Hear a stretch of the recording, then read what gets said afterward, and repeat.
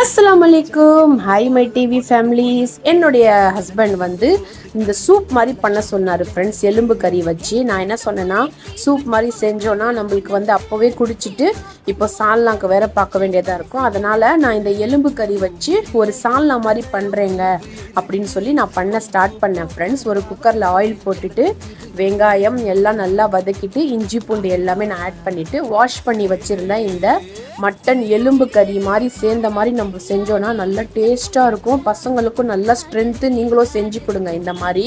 நான் வந்து அதிகமாக இந்த மசாலாஸ் எதுவுமே நான் ஆட் பண்ண மாட்டேன் ஃப்ரெண்ட்ஸ். எல்லாமே நம்ம பேசிக் மசாலா தான். மஞ்சள்தூள், மிளகாத்தூள், தனியாத்தூள் இந்த மாதிரி தான் நான் ஆட் பண்ணுவேன். அதிகமாக இந்த கரம் மசாலா இதெல்லாம் நான் ஆட் பண்ண மாட்டேன். என்னுடைய குழம்பு ஸ்டைலில் நான் இப்படி தான் அதிகமாக பண்ணுவேன்.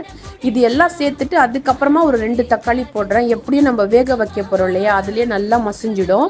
கொத்தமல்லியும் நம்ம ஆட் பண்ணிவிட்டு உப்புலாம் சேர்த்துட்டு அது வேகிற வைக்கிற அளவுக்கு நம்ம தண்ணி வச்சுட்டு ஒரு 4-5 விசில் நல்லா வெந்துட்டு நம்ம அதுக்கப்புறமா ஓப்பன் பண்ண போகிறோம்.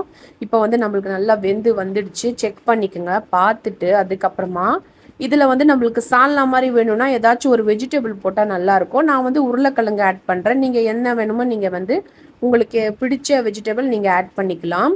நம்ம இந்த மாதிரி போட்டு நல்லா கிளறி விட்டுட்டு தேங்காய் வந்து கொஞ்சமாக நம்ம அரைச்சி வந்து ஊற்ற போகிறோம். நல்லாயிருக்கும். நம்ம தேங்காய் ஊற்றினோன்னா அதோடைய டேஸ்ட்டே வந்து சூப்பராக இருக்கும்.